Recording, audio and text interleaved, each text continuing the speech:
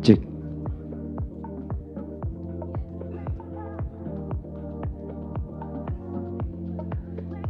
Orangnya mana, Bu? Orangnya mana?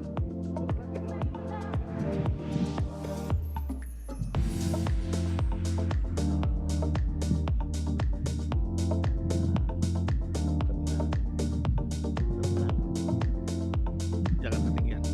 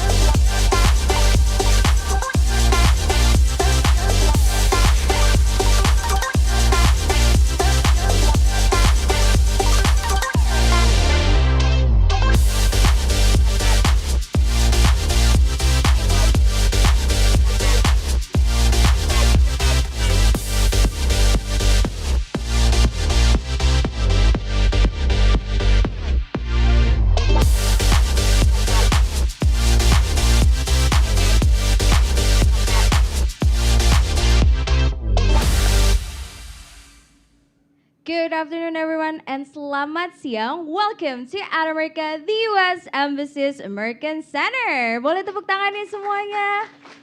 Yes.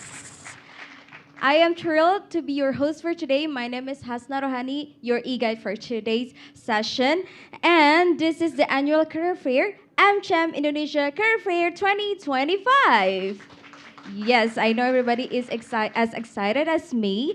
But before we kick things off, I want to see a show of hands. Who has just graduated this year? Siapa yang baru lulus nih tahun hari ini? Tahun kali ini ya, 2025. Oke, aku lihat nih ada sebagian di sebelah sini lebih banyak ya. Mungkin ada yang final year of college atau university. Final year students? Gak ada. Ada yang lagi cari internship opportunities maybe? Oke, aku lihat ada di sebelah sini. Yes, kalau kata Gen Z sekarang nih ya, Oktober O-nya apa? Officially get hired dong. Okay, yes, whether you're here to explore job opportunities, excel your interview skills, or get your CV review, you are in the right place. And to officially kick off our event, let us hear an opening remark which will be delivered from the chairman of the Board of Governors of AmCham Indonesia. Everyone, please join me in welcoming Mr. Scott Hanna.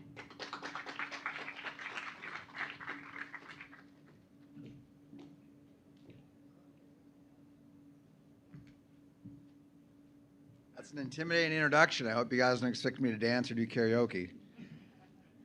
I'm going to go off a little bit of prepared remarks. I think this is an important event, so I want to try to structure the words and make a little bit more sense than I normally do. So let me start by answering the obvious question. What happened? Well, as you guys may know, a few weeks ago, there were some NFL players speaking here at America, and I decided to arm wrestle them, and I broke my arm. No, I'm just kidding. I had shoulder surgery, so I just thought we'd get that out of the way with the hopes that you could focus on my remarks, not wondering why I was in a sling. First, I want to sincerely thank At America for once again hosting the career fair. Long before I was chair, or even on the board of AmCham, I was co-chair of the education committee. And one of our first major projects was to organize the first career fair right here at America. So it's great to be back again. So a round of applause for At America to hosting this great event once again. I'd also like to thank our sponsors and supporting companies, many of which are sponsors to Freeport as well. All of which are great companies, and I hope you have a chance to speak with them all today. Now, I'll admit I'm a little bit biased, but I truly believe that working for an American company is one of the best opportunities out there. These companies invest in their people, they provide training and international opportunities, they give you space to grow into leadership. Now, if I may, a quick personal story just to try to illustrate why I think these sort of opportunities are important. My daughter recently interned at a cybersecurity firm. She's not timid by nature. She just returned from the United States military camp leadership experience, and she can deadlift 160 kilos. So she's no delicate flower. But after her first day at the internship, she tearily came home and said, "Dad, I have no idea what they're talking about." And that's okay, but what matters most is after the end of the internship, she had a deep appreciation of what does that company do, why does cybersecurity matter, and as a policy wonk, these sort of questions were interesting to her, but the first experience had been quite intimidating. And so I would offer that as an example of why these types of events are important. That is an opportunity to give a mock interview or learn more about what a job feels like or have your resume reviewed. It takes a little bit of that fear and opportunity, or not opportunity, and anxiety out of the situation and gives you an opportunity to learn what kind of job or career path might be right for you. So I hope you can all take that away. I would encourage you all to be curious, ask questions, don't be afraid into something new, or maybe even a little bit uncomfortable, because that's when learning happens. Once again, on behalf of AmCham Indonesia, thank you to At America, our partners, our sponsors, and to all of you for being here, as well as those who come out tomorrow. I hope you have great conversations, new insights, and every success in your careers ahead. Thank you all very much. Thank you very much to Mr. Scott Hanna for the wonderful opening remark as well as your support towards this incredible collaboration with At America. And a quick reminder to stay with us until the end because we'll be having mock interview and CV review right after this session. So this is your chance to receive personalized feedback and improve your professional profile. Now let's get started with today's discussion featuring outstanding leaders from top global companies. First, we have Muhammad Nurdin, the Senior Vice President at ExxonMobil, Indonesia. We also have, yes, thank you very much. We also have Aaron Biscups, Director of Sales of Mining at Caterpillar. And also joining us today, Garrick Thompson, Managing Director of FedEx Indonesia. And joining us to navigate today's discussion is Donna Priyadi, the Managing Director of AmCham Indonesia. Everyone, please give a welcome to Donna Priyadi.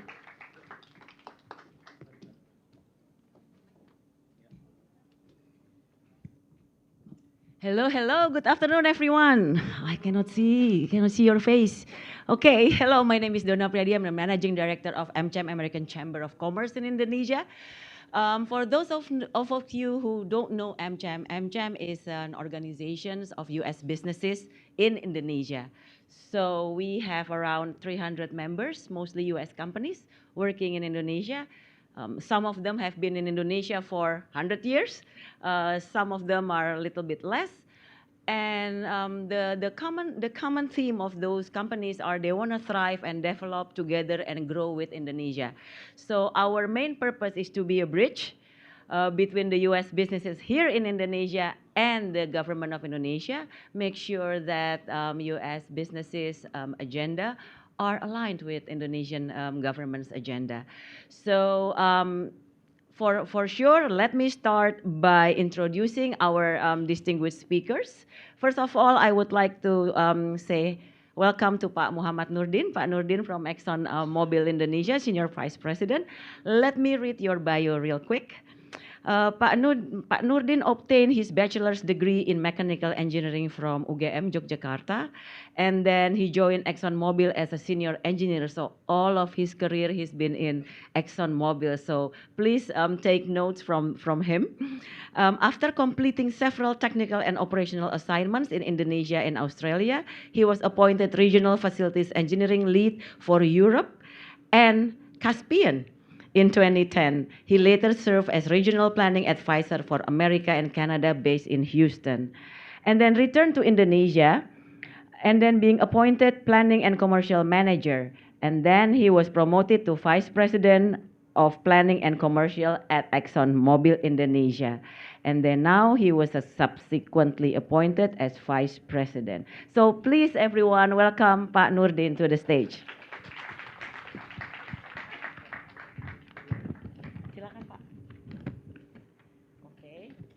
Sorry, I don't have my iPad with me, so contekannya begini. So my team, please provide me with. Okay, and then I would like to introduce our second speaker, Mr. Aaron Biscaps, Director of Sales and Mining of Caterpillar. Aaron is a seasoned mining industry professional with over 25 years of experience, currently serving as the mining director for Caterpillar in Southeast Asia. Throughout his career, Aaron has held a wide range of roles within Caterpillar, from field-based assignment to product leadership positions, demonstrating a consistent drive for growth and innovation. Having spent over 13 years living and working across Southeast Asia, Aaron brings a deep understanding of the region's cultural and business dynamics. His work supporting local Caterpillar dealers has been instrumental in strengthening partnership and driving sustainable growth. So please welcome Aaron Biscaps. Please, Aaron. Thank you. Please take your seat. And then our next speaker is our friend Garrick Thompson, Managing Director of FedEx Indonesia. Garrick is the Managing Director of FedEx Indonesia, a role he was appointed to in August 2022, starting his career with FedEx in 2007 as a human resources specialist in New Zealand. Interesting, yeah? So if you want to ask questions, please do so later. Gary quickly moved into various operational management roles in both New Zealand and the Philippines, gaining extensive experience before his current post. In Indonesia, his leadership focuses on driving the company's strategic goal of being a growth enabler by empowering local businesses, particularly SMEs, to connect with global markets. He oversees major infrastructure investments such as the direct flight connection between the Asia-Pacific hub in Guangzhou and Jakarta, and champions the deployment of innovative digital tools like the FedEx Import Tool and FedEx Surround to enhance supply chain visibility and efficiency. So ladies and gentlemen, Bapak, Ibu, Mbak-mbak semua, please welcome Gareth. Okay, thank you so much. Please take your seat. Okay. All right. Now we will have a conversation. So if you may start discussing your personal and professional journey to be shared to each one of us here. Maybe we can start 10 minutes each. We can start with Pak Nurdin, please. Okay, selamat sore. Assalamualaikum warahmatullahi wabarakatuh. Good afternoon, distinguished panelists, Mbak Donna, Scott, and all the future Indonesia leaders. That's how I call people here. Can you all hear me okay? Yeah. All right, so today I'm not going to be talking about oil and gas because that is the favorite topic that I've been doing for the last 27 years. But I'm going to talk about my personal journey. It is a story about a young poor man growing from the poor family in Jambi. So my dad was a driver and he was still a driver until he retired. I grew from kind of I have a kind of 5 kind of sisters and brothers. And then so I always remember every time we have rain, and then my mother asked me to collect the water bucket because we need to get ready to collect the water from the roof. because of that such of the condition that I had when I was young though, I had to help my mom to sell the crackers and to sell the ice cream. I brought ice cream to the school so that I can earn a few rupiah so that I can buy my snack during the lunchtime. My friends taking lunchtime, I sell ice cream during the lunchtime. So the story and the condition not improve well too, so that I went to senior high school with the sponsorship from Mitsubishi Motors. And when I was at the senior high school, I was elected as they call us the Siswa Teladan Nasional, which is a national model student from Jambi. And then I have also earned that kind of award when I was at the junior high school too. So I was able to finish my high school because of the sponsorship from the Mitsubishi. And then after that, I got also sponsorship so that I can continue my study in UGM, Yogyakarta, starting 1993. So I was received a sponsor from Indonesia government, Super Smart at that time. And given that the scholarship is not such big scholarships though, so I had to kind of join a boarding house that very small, and then the boarding house was occupied by 10 students. I did not have like a dedicated chair and dedicated desk. So what I did was that during the daytime, I learned at the library at the University of Gajah Mada, and during the nighttime, I learned at the mosque. I part of the committee of the mosque so that I have access to the mosque library so that I can use the nighttime to study at the mosque. Too. And then in 1998, I was involved in all the reformation. I think some of you know about the 1998 was kind of the big change for Indonesia. We changed from the Suharto era to democracy era, which is I was part of the student that was on the street. I spent days and nights on the street during that period, and after that I was hired by ExxonMobil in 1998. When I was hired, I did not have kind of luxury that I could get access to the English course when I was at the school though. And you can imagine when I was grow up in Jambi, and Jambi far beyond from people and student in Jakarta. So I learned English when I joined ExxonMobil in 1998. So that's how I started about English. I continue pushing myself, asking my boss. I know that at the time I joined ExxonMobil, I have a dream that I can working for a global company, and I can get access to the all over the world of ExxonMobil has the operation. And then a couple of years after I was started my career in ExxonMobil in Aceh in 1998, and then I had assignment in Melbourne in Australia a couple of years after I joined the company. And the challenging at that time though, because I just learned English when I was joining company, at the time we have a meeting, and when people talking the subject though, what I was doing, I need to translate. The subject, the discuss in English, I need to translate in Bahasa, and I process in Bahasa, and after that I need to translate again to English, and by the time I'm ready to answer, people already moved to two up to three subjects after I was ready to get the answer. That pushed myself though. When people go home, I decided to continue working at the office just to learn English in Australia. So that after the Australia assignment, I was coming back to Indonesia and then went back again to next assignment as the facility engineer for Europe Caspian. That basically the ExxonMobil operation in Kazakhstan, Azerbaijan, which is providing me wonderful experience working with many countries, people background, which is really kind of enhancing my experience working across the country, also the partner as well that working for ExxonMobil. And then I was also appointed as the regional planner for America and Canada region for ExxonMobil. And I was the first until today Indonesian name because of for any employee who had assignment working the corporate planning in ExxonMobil Corporation, they put a name on the wall, and I was the only Indonesian name that in the wall, which is there are many people of ExxonMobil leaders in that wall, and only one Indonesian name, which is my name in that wall. What made me go to up to today though? Because of, look, I realized that I'm not the smartest than anybody else too. And I'm not the most capable comparing to others too. I'm not even the wealthiest compared to others. But one thing that I learned though, nobody asked me that I cannot work harder than anybody else. If that's the option I had though, I'm taking the option. That make me where I am today. And the second thing what I was doing is that I will always differentiate myself from others. Is some of you, during my time though, when we about apply a job to a company, we put like a CV in the letter. Everybody put in the what letter. What I did, I put in the green letter. You can imagine how many applicants we have received every single day during the job fair, significant amount of the application. On that day, only one application with the green color. You can imagine which application going to be picked up first? The green one, because that is different versus others. That's how I did in the past. Try to differentiate yourself from others, otherwise you can recognize to be better than others unless you can deliver better than others too. I don't know how much time I have, but Okay, 1 minute. okay, 1 minute. So at the end of the day, I feel like success is about responsibility, right? It is I recall when I was very young, poor, coming from the poor family, the door was open to me. So that's what I'm doing today. I should open the door for others so that others will have the same chance like what I am today. So that I always kind of enjoy Badona when the kind of event like this one, I was invited to speak to. I always make myself available.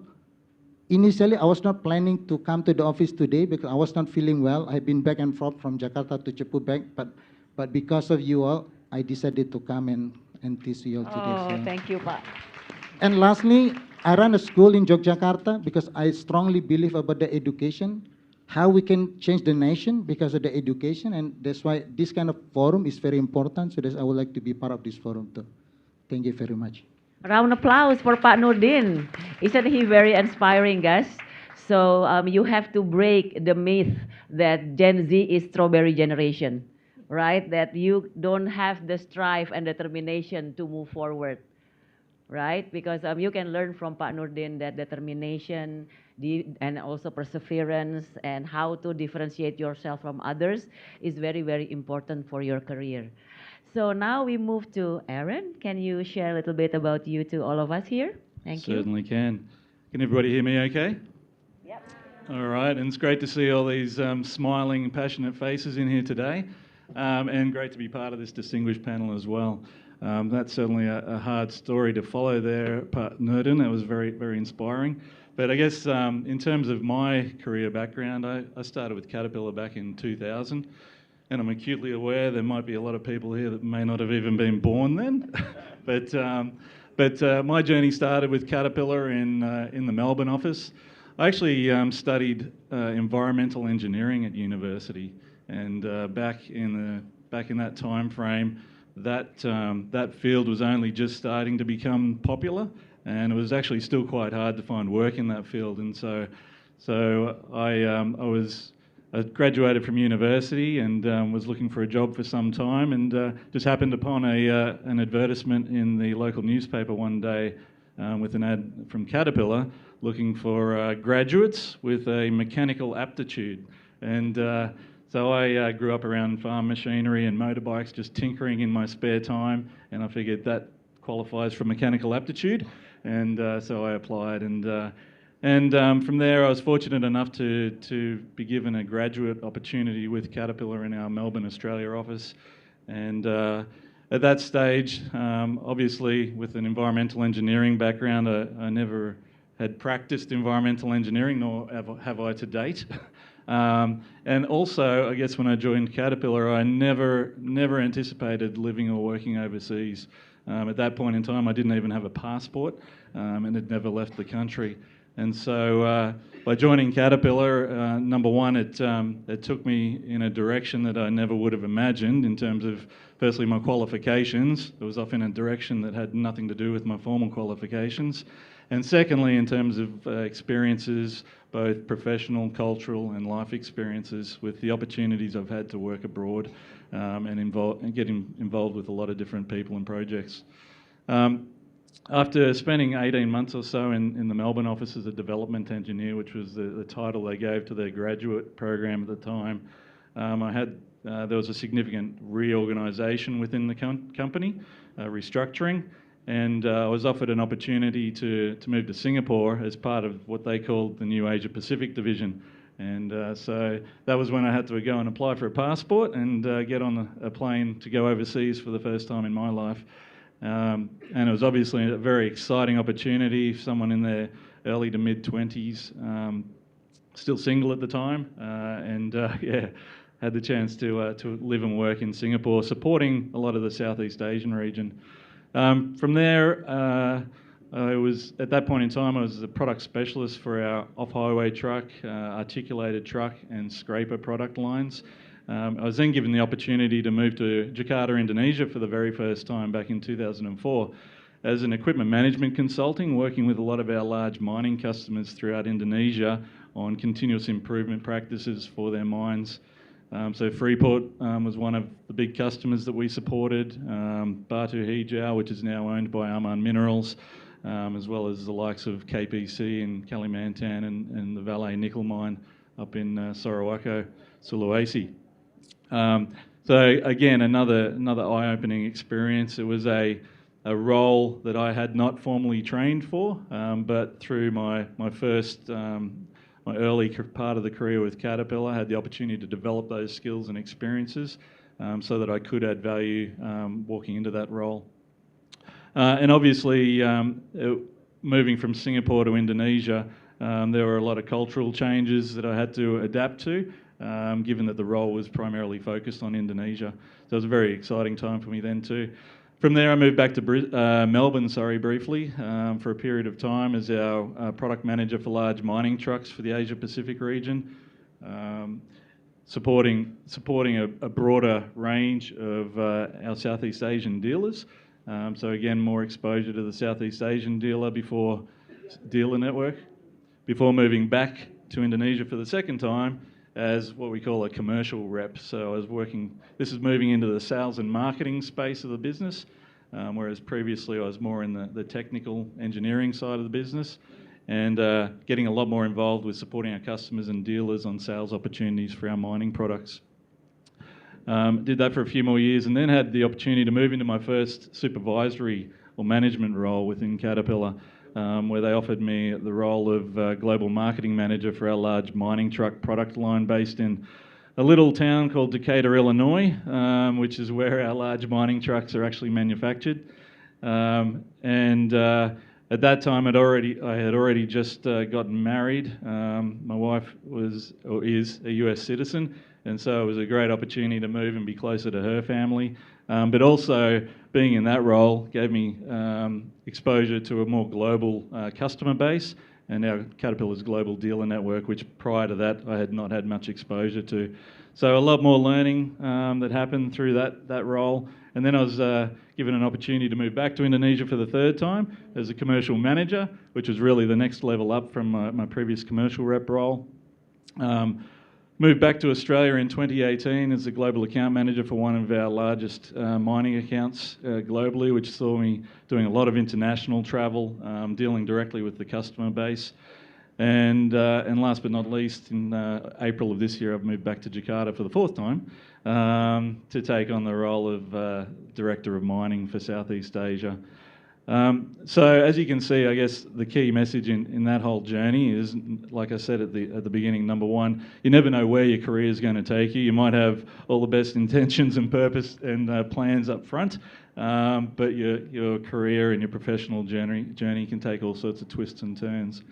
I think one of the key learnings for me through my 25 plus years with Caterpillar, I think firstly, it's okay to make mistakes. Everybody makes mistakes, we're only human. I've certainly made a lot of them in my career and continue to make them. I think what I've learned through my career though is it's important to acknowledge those mistakes and make sure that you learn from them. So I think earlier in your career when you're young and fresh and everything's still new, you can often feel a bit of shame when you make a mistake and even to the extent that you want to cover it up. But I feel that you yourself, as well as those around you and your company, can benefit from acknowledging and learning from those mistakes. The second learning for me personally has been, I guess, one of our former group presidents within Caterpillar talked about striking the balance. And so that's really about work-life balance, which is a term I'm sure you've all heard.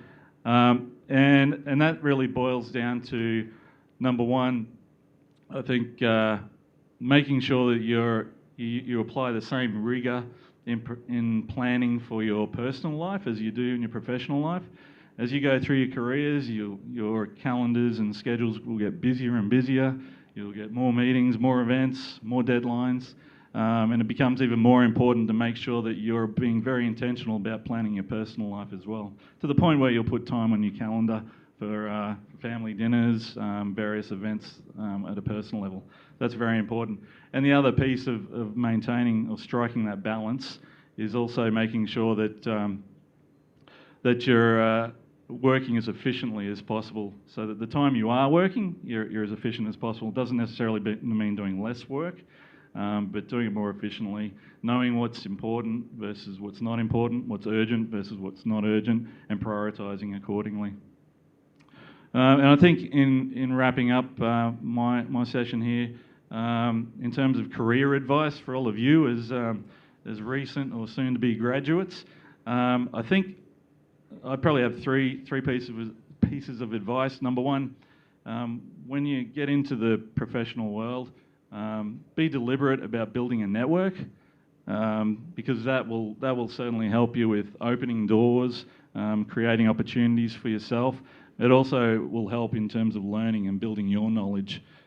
So take the opportunities to get to know people around the office, people that you may not work directly with on a day-to-day basis, but you may run into in the cafeteria or at the water fountain, and talk to them and ask them about what they do. Learn about them.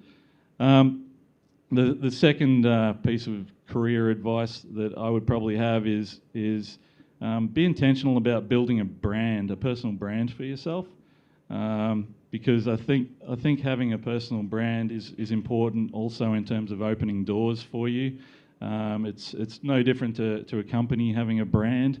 It really identifies you as a person, and it's important that you establish yourself as someone who's reliable, consistent, acting with integrity. All those sort of key elements can help build your brand, your personal brand. So I'd encourage you to think about what your personal brand should be, and make sure that it's authentic to your true self. Don't try and be someone that you're not and that you think everyone else wants you to be.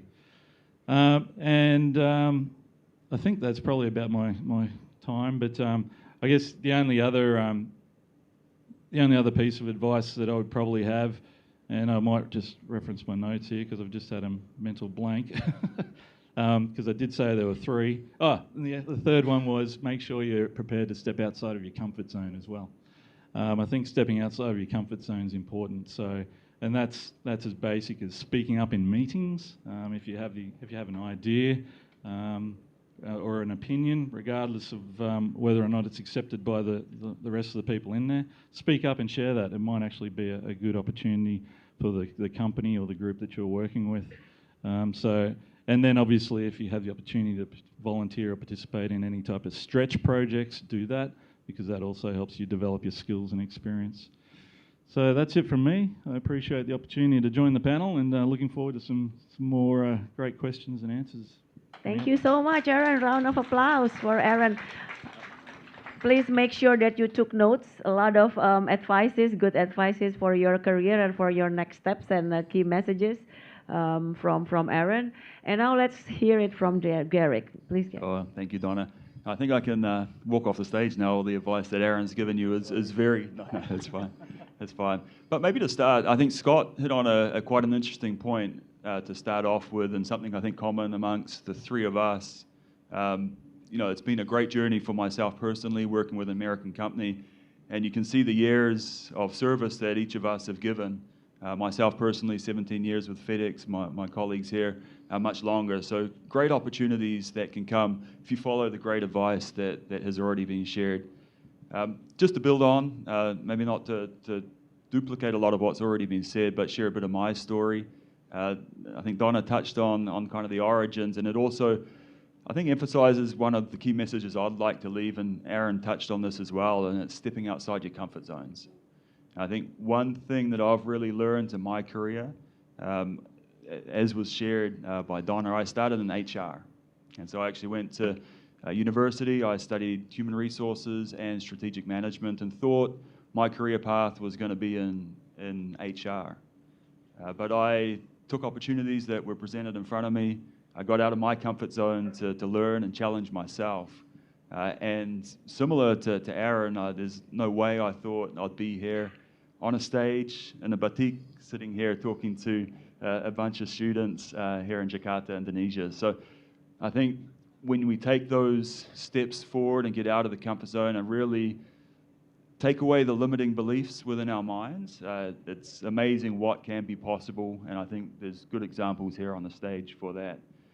So just to my career and my journey and what's brought me here, again, started off in HR and really thought that was my path. I loved it. I enjoyed it. I got a great job with a New Zealand company, Fisher & Paykel, straight out of university. I was enjoying and felt that I was creating value, building networks. But there came a time where I was looking for something more and there weren't opportunities within that company, and I decided to take what I would call the first risk. As I was looking for jobs, I saw the FedEx brand and I knew about FedEx. I'd seen the movie Castaway. I'm a fan of American sports, and so I'd seen FedEx around the place. But the job that they were offering was a fixed-term contract. And so it was an 18-month, kind of a filler position. So I was umming and ahhing about it a little bit, young in my career. Ultimately, I said, why not? What have I got to lose? Great company, great opportunities ahead. If I can get in there, believe in myself, prove myself, I thought I could make something of it. And again, here I am today, still with FedEx. And so from there, that journey, as my contract came to an end, I went back to the market. I was looking at different HR roles, because again, that's where I saw my career. And I guess it kind of paid off taking that gamble with FedEx. I was getting some good roles, interviewing at HR manager level, quite young into my career. So I thought I'm on the right track. And then our country manager in New Zealand approached me, he tapped me on the shoulder and said, have you ever thought about going into operations? Because he wanted me to stay with FedEx, and I hadn't. And just a backstory, my father, as I was growing up, he worked in steel operations. And so I always, and he didn't go to university, and he was doing shift work and coming through that. So I'd always kind of said to myself, I went to university to kind of do something different, maybe take a more professional route than my father. So when they first came and asked about ops, I kind of said, no, it's not me. It's not what I went to university for. As I stepped back, I realized I really enjoyed FedEx, knew they were a global company, knew there wasn't much opportunity in New Zealand, but if I continued to show my worth to the company, that I might open up some other doors in the future. So I took that gamble. It came with 3 a.m. starts. Again, something I thought to myself, I didn't go to university to wake up at 3 a.m. and run an operation, right? But it still to this day was maybe one of my favorite jobs that I've had at FedEx. I learned a lot about people, and that in fact was really my intention when I took the role. I thought to myself, if I want to be really good in human resources, I need to go and practice what I preach. Get into the field and learn how to manage people, understand the dynamics that happen on the ground. So that was always my intention, was to go back to human resources. And just to jump forward, a couple of operations manager roles in New Zealand, and I was asked to come up or move up to the Philippines and help out with a big regional project that was going on there. So I jumped at the opportunity, and it was actually our former managing director from Australia and New Zealand who had relocated up, asked me to join him on that project. So again, took another risk. Moved away from my home country, friends and family. Was also a single guy at that point, but took that risk and thought, there's only upside to come from this. Thought I was going to be there for 2 years and go back to New Zealand and live happily ever after. So after that project finished, then again they asked me to stay up and help on another integration project where FedEx had acquired another large company. So I helped oversee that for the Philippines and work through that integration, at which point another big kind of pivot in my career came, where again, a managing director in the Philippines at the time suggested I go for a sales manager role or senior sales manager role. So again, something very, very different, had no training for it. But, he kind of, at first, again, I was on leave, I think, when he sent me the email, and, he dropped me a note saying I was in the US with my wife's family. And he kind of said, you should apply for this. And I said, I'm not sales, right? This is not down my alley. I'm pretty comfortable where I am today.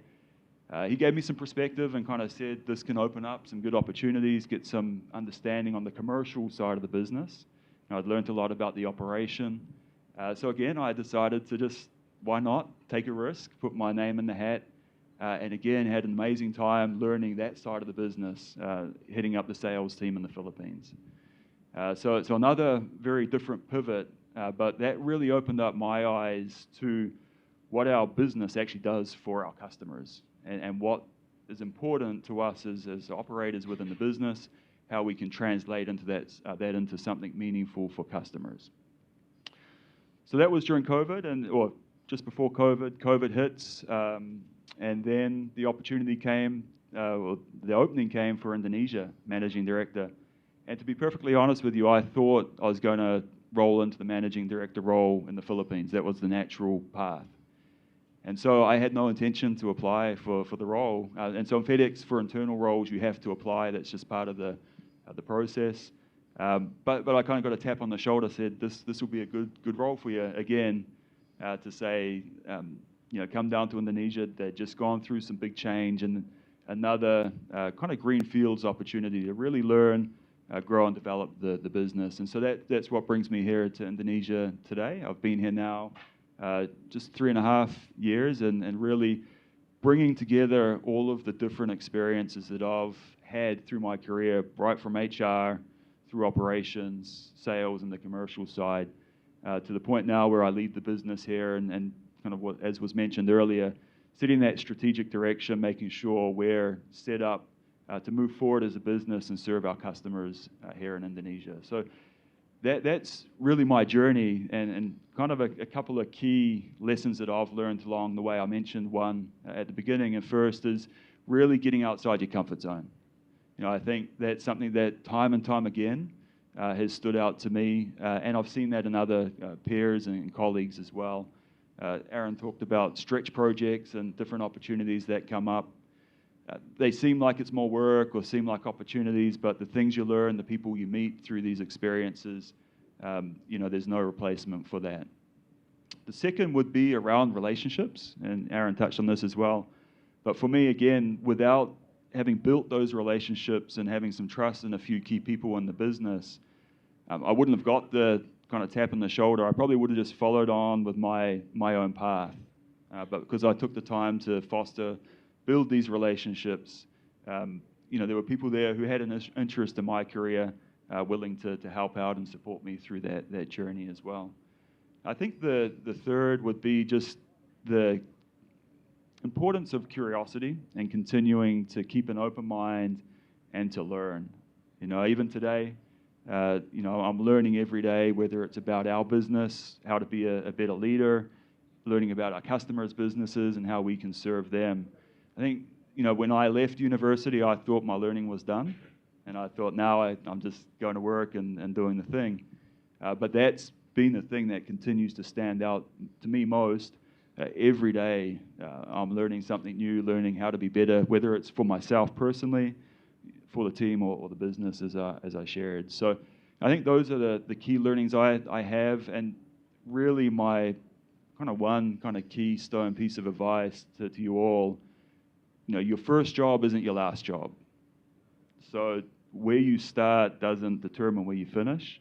And I think all of us on this panel kind of are good examples of that sometimes it's just about getting a start, being thoughtful and intentional with that start. But when you get the wheels burning, really putting a focus on, Aaron touched on this as well, on not necessarily being busy and just doing work, but understanding what can drive value for the business, what's important to the business, what's important to your managers, helping them be successful is ultimately what will help you be successful in your career. So I think that's about my time, so I'll leave it at there, but I'm sure we'll have some questions, so thank you.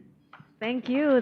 So if you hear all of this, our speakers, the same ideas and same trait is to take a risk and step out of your comfort zone, be open to all kinds of opportunities, just be out there and ready for any challenge, right? Keep your networking, finding new people, try to learn something new every single day, never stop learning, right? Okay, so I'm learning too today. So let's hear if any of you have questions. Maybe we will start with the audience. Please, can give mics or for the lady over there. Maybe 3 questions first, and please let us know who are you asking your question to. Please state your name. Thank you. Hello, everybody. Good afternoon. So this question is specifically for Pak Nurdin. It's What's actually your name? really. Sorry. Oh, sorry. I'm Dini Sastratmojo. I'm a policy analyst.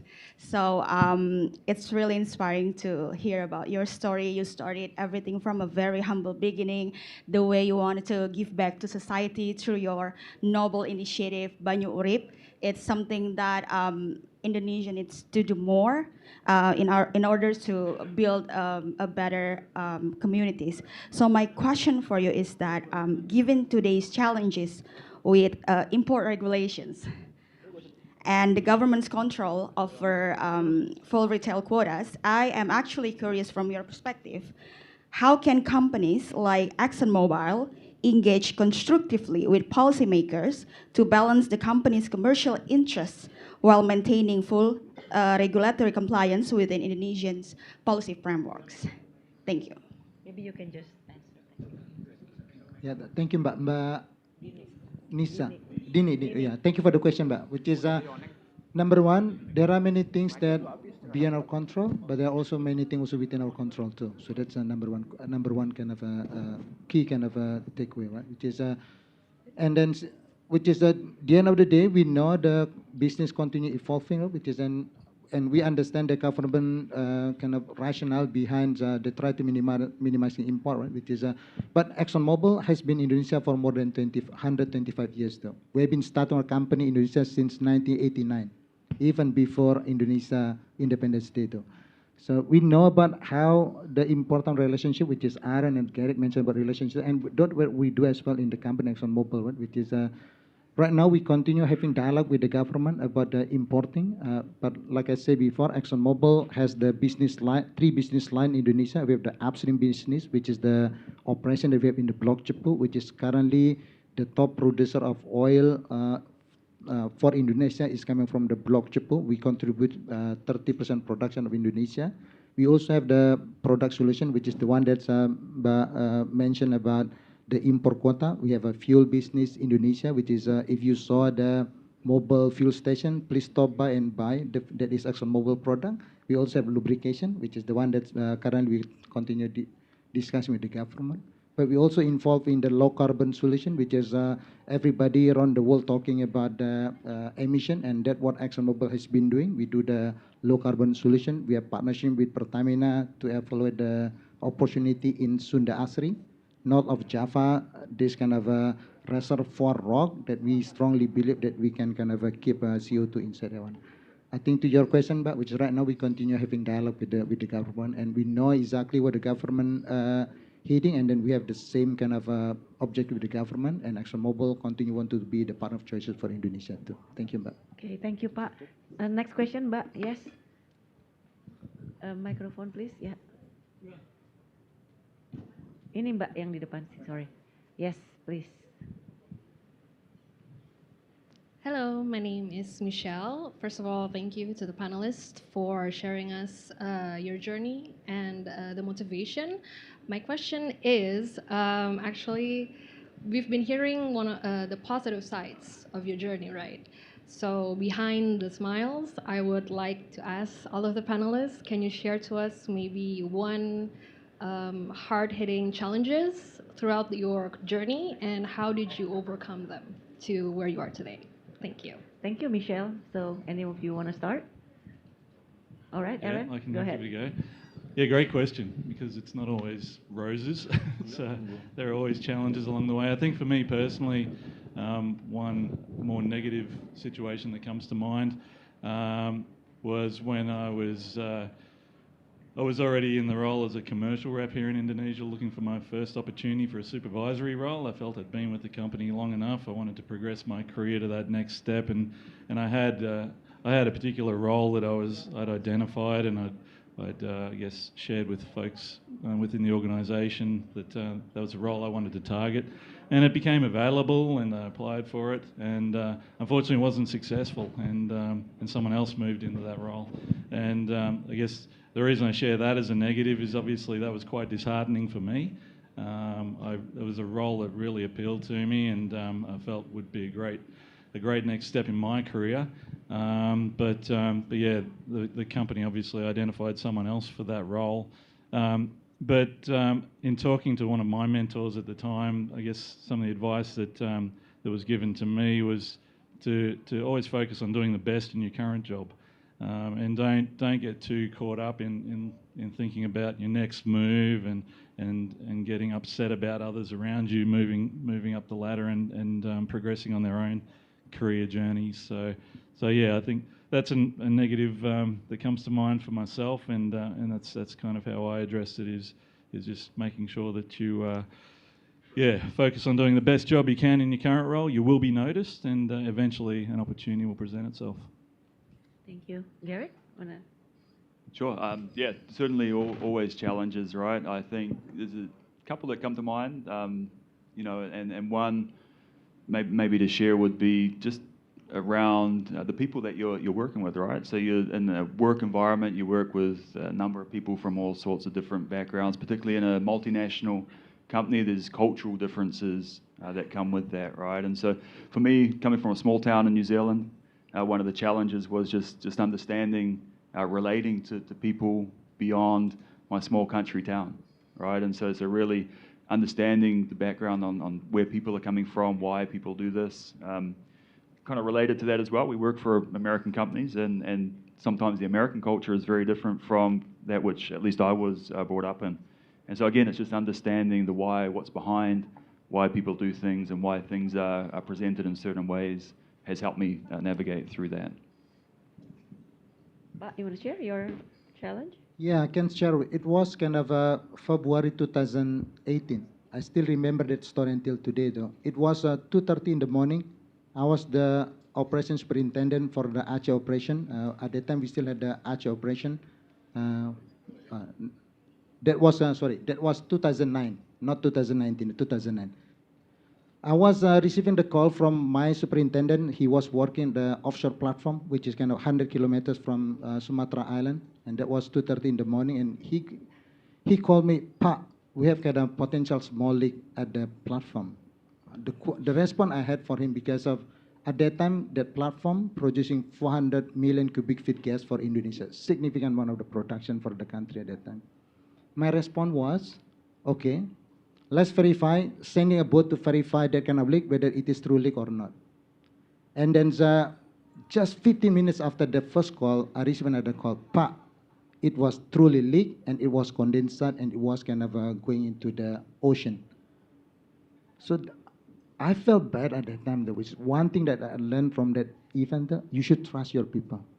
The people on the ground, they know exactly what they have to do, but you ask him to verify them.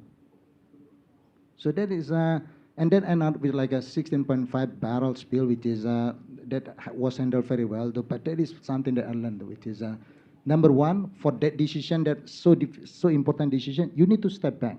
But you can imagine at 2:30 in the morning, you was in the deep sleep and somebody calling you asking, can we shutting down the 400 MCFD platform that's supplying gas to Indonesia at that time? Sure, the answer is no, you cannot, though. But your team know better than you, though. So that is my learning. But if you grow up as the leader, though, you know exactly how know well to do the job, basically your team, though. You need to have a mentor, and sometimes the mentor is really your subordinate. The mentor not always people above you, but somebody below you, he knows better than you for something else, though. Thank you, Pa. Next question, maybe from this side. Yes, can you give them, to the gentleman over there? Tell us your name, sir. Hi. Hi, I'm Brian. I'm a recent master's graduate from Cornell, and I really love your talk.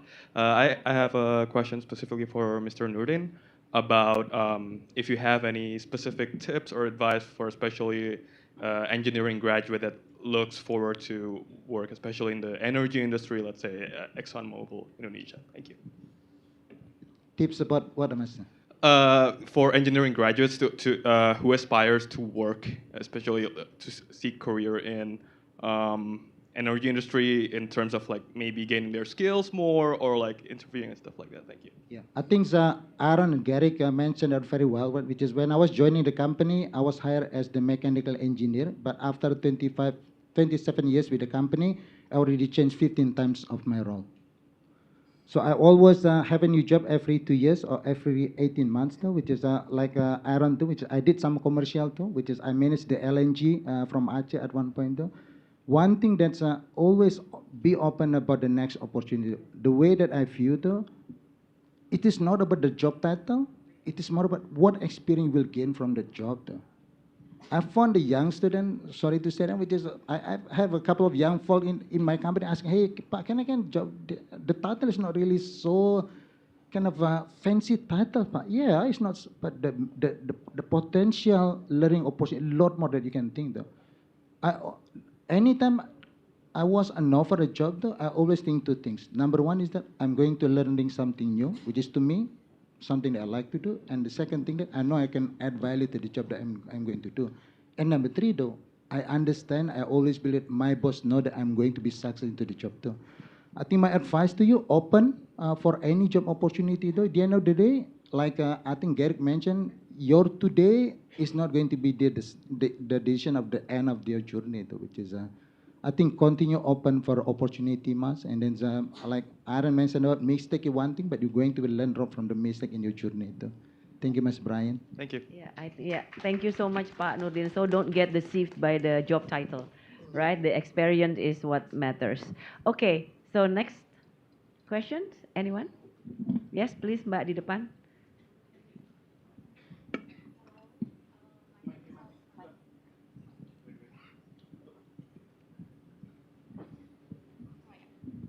Thank you. Hello, my name is Elsa, and I love your session. Thank you so much. So, I want to ask one thing. What is the American style of leadership or culture in your company that potentially we can adopt or we can learn before we try to apply or joining the American-based company? Thank you. That's good, Elsa. So who wanna start? Sure, American culture. I can start, and I would say, and I think all non-Americans right here. So, sorry, Scott.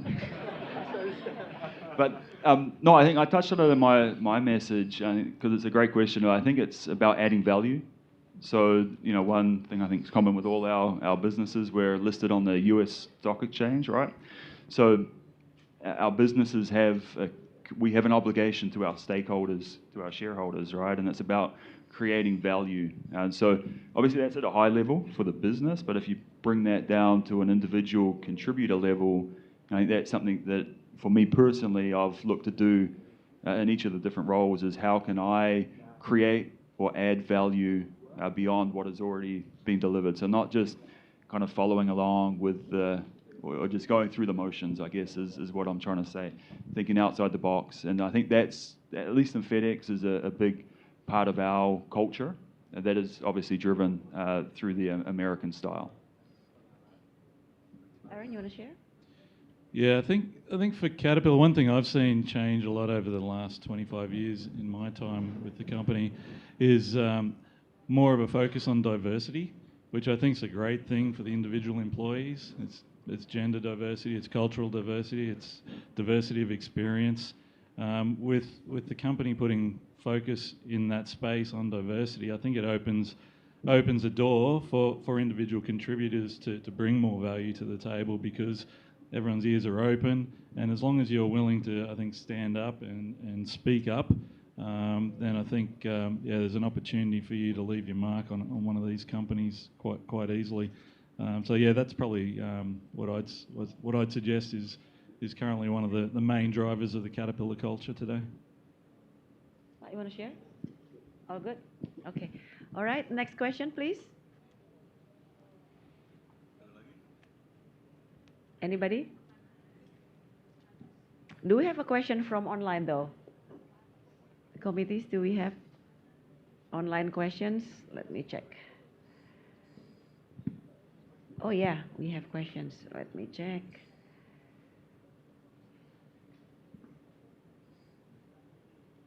Okay.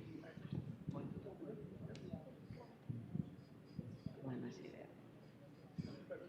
Okay. So there's one question from Diandra. Hi Diandra, wherever you are. What do employers today look for beyond technical skills? Ah, you want to start, Pak? I can start. Number one, your world is a lot more challenges versus my world when I was joining the company, right? Which is when I was joining ExxonMobil, competitors are only like people from other countries, people from different kind of provinces where are coming from. But today, your competitor is the AI too. There are at least four things that I would like to leave with you in terms of maybe what you can do to be continued success in the tougher and tougher challenges in the workforce. One is about continue sharpening your kind of strong analytical thinking. The problem is going to be a lot more complex versus my time when I was very young. So that's number one. Number two, collaboration. I think Aaron and also Garrick mentioned about the collaboration too. Knowing about the world is not going to be easy. There's no way somebody else, only one single person can address the issue in the world though. You have to collaborate with others too. So that's number two. Number three, adaptability though. Regardless what company you're going to join, you have to be able to adapt. You might have the value that you have different with the company, but you have to adapt that one too. So the adaptability going to be very important to be success. And last one, not the last, number four is around the communication, right? Which is you have to be able to communicate concisely, and also that's then very effective in communicating your ideas or maybe arguing the ideas you have to. And lastly is more about the innovation and also continue stretching yourself beyond what you think possible. Those five things, something that I feel like might be ingredient to be success, but maybe Aaron Gary can add to that one too. You probably touched on most of them, but Nilden, I was going to mention communication. I think communication, especially in these large international businesses, is important. Obviously, most of the business is done in English. So if you feel your English skills aren't quite there yet, I'd encourage you to take the initiative to work on them. As Pat Nurdin did early in his career, he identified that as an opportunity for himself. And the other one that Pat Nurdin also mentioned was adaptability. I think, again, in this fast-changing world, your ability to show adaptability is very important and really is an opportunity for you to show yourself as an asset to the company. Yeah, I think well said, and I'd just add teamwork. I think business is a team sport, and so ability to work in a team, ability to lead a team, those skills are very important. So I'd add that to the head as well. Thank you. Give the opportunity for the floor again before go back to the online question. Yeah, please. Yeah, from there. Yes.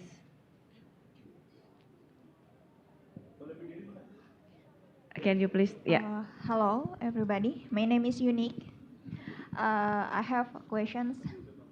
Most of people want to change their job career. So, do you have any advice for them who want to people who want to change their job careers, and how to motivate it themselves to jump for their comfort zone? Thank you. To change job, how to motivate yourself if you think you cannot, you need to grow. Yeah, I was going to jump in. I think I'm going to steal what you said earlier, Okay. Aaron. But I think the most important, because I've received the same feedback and give the same feedback and advice to people, is be great in your current job.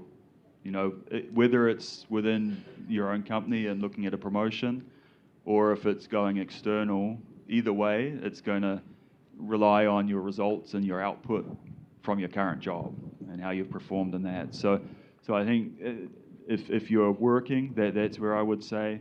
And even if you're in school or finishing school, it's the same concept applies, right? Just be great at what you're doing, because that's what ultimately an employer will be looking for. Yeah, I think with these large international companies, there's an opportunity to have multiple careers within a career. And so if you get to a point in your career where you feel like you need a job change or something, those opportunities are certainly there, but you need to make your desires known, I think, and one way you can do that is having a mentor in the business. They can advocate for you, and but also through your networking, just make people aware of where your interests lie, where you want to take your career, because I think, as you can see here on the stage, all of us are long-term individuals with our respective companies, and we've had many different career opportunities within that time frame. So yeah, I think that'd be my advice. Use your networking and your mentoring opportunities to make people aware of where your interests lie. Yeah, I think your career is going to be two parties' responsibilities. Right? Number one, you have to be clear about what you want to do, and then you communicate that one to your boss too. And as company like ExxonMobil, FedEx, and also Caterpillar, with the company, they're going to be develop people up to the maximum potential. The issue is that somehow you don't know what is your maximum potential though. Unless you stretch yourself, then you're going to know where you can go. Right? So that one thing I would like to leave you behind. Number two, my team asking, Pa, can I move to the next job? Okay, you can move to the next job if you do two things I said. Number one, you continue doing excel in the current role that you are doing. Number two, you're going to develop your successor. I cannot let my people go take another job if nobody will be ready to take the job though, right?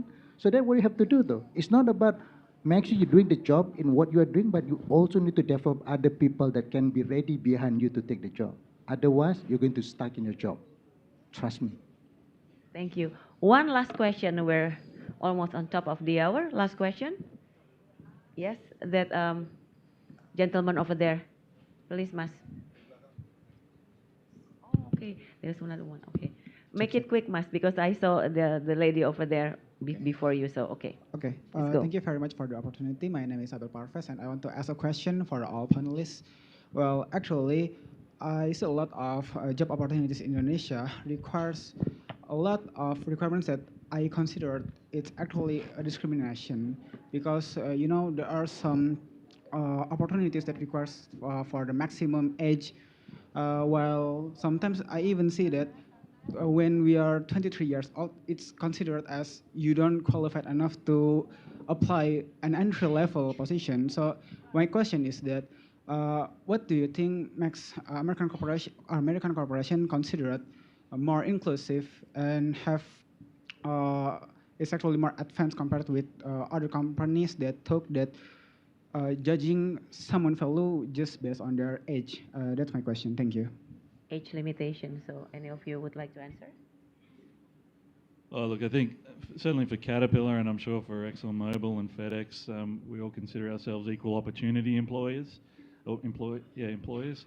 And so, so I think in any sort of job posting or advertisement within any of our companies, I don't expect there would be any age restrictions or anything like that. That would certainly be a challenge. But yeah, we've got very strict, I guess, guidelines and protocols around ensuring that everybody has the best possible opportunity at our organisation and making sure that we're hiring the best talent. Thank you. So, ladies over there, last question. Thank you. The white shirt.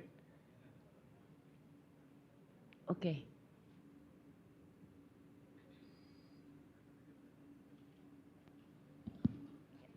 Test. Okay. Hello everyone. My name is Andrea. So my background is from metallurgical and materials engineering.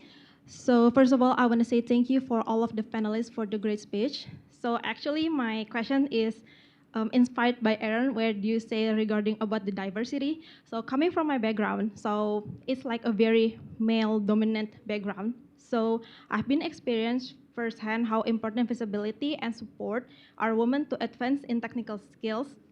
How have your organization across energy, machinery, and also logistics created a path for women engineers to grow into leadership position, and what still needs to change to make that journey more inclusive? Thank you so much. I love this question. You want to start? Yeah, maybe I'll start with that because I think FedEx is a great example of this. A couple of kind of examples I'll share. So my team, direct team, is actually all female. So our senior leadership team, except me, are females. So I think to Aaron's points around equal opportunities, we don't look at male quotas or having the right number of people. It's who's best for the job, whether it's a male or female. But specific to engineers in our business, a great example that we just have our now former Asia Pacific president. She's an engineer, and so she just recently got a promotion to join our executive committee team in the US, so one of the most senior positions in FedEx. She's a female engineer from Asia Pacific, who started out in an entry-level engineering management role, has worked her way through the ranks as an engineer to a business leader, now to the highest level of engineering leadership in FedEx Global. So I think that shows as an example of what's possible with an American company. I think that's the answer. So before we go, I would like to get like a statement from each of you on what do you want to leave with these people getting out of this room. Maybe you can start with Pak Nurdin. I think one thing I would like to say though, I'm here not because I'm the smartest, I'm the most capable person though. I'm here because I'm the one that want to investing in learning something new, stretch beyond what I think possible. Set the bar very high though. A is not enough. It has to be A plus. Because there are things that beyond your control. If the thing beyond your control happen, at least you can get to the A though. If you set your bar B, you might get to C. So continue stretch beyond what you think possible and continue learning from others and continue helping others too. Thank you wonderful. very much. Thank you, Pak. Aaron, please. Yeah, well said, Pak Nurdin, and probably similar. I would say two things: be courageous, be willing to take risks, and secondly, be curious. Always be curious and be willing to learn. That's probably my parting advice. Yeah, I'm going to echo Aaron. I think for me, it's all about risk, and business is a game of risk at the end of the day. And so, just getting comfortable with taking risks for yourself and your career, but also taking some risks, calculated risks within the business and your role, not being afraid to fail, as Aaron mentioned, and just be bold and speak up. Yes, thank you so much, and welcome to join me in a round of applause for this exceptional speakers. Thank you so much, and I'll give it back to Hasna. Thank you. What a very wonderful discussion. Can we give another big round of applause for our amazing speakers and also our wonderful moderator? Thank you so much, Bapak Nurdin, Aaron, and also Garrick for your insight. And also thank you so much, Mbak Donna, for navigating the discussion. And thank you for sharing valuable perspective on leadership, innovation, and also professional growth. And as a Gen Z, I want to quote on Gen Z as the strawberry generation. Tadi ya di-mention sama Mbak Donna ya. But just like strawberries, we can become anything. A strawberry cheesecake maybe, strawberry smoothie, strawberry jam, a strawberry smoothies maybe. So, and also we can even become something brand new. In the same way, we all have the capability and ability to create something amazing out of any situation. Can we give another round of applause for all participants today? Thank you so much for your energy and also for your passion today. And don't forget that our career fair is happening all day until 6 p.m. So be sure to visit our booth and connect directly with company representative from exquisite companies.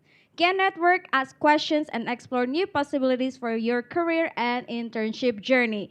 As we wrap up today's session, I want to ask you to visit our website at www.atamerica.org.id to become our member and to subscribe to our newsletter for upcoming exciting events here only at America, and follow us on our Instagram, Facebook, X, and also YouTube channel at AT America. With that, thank you so much again. Enjoy your day today. My name is Hasna, and see you on the next At America event. Bye-bye, everybody.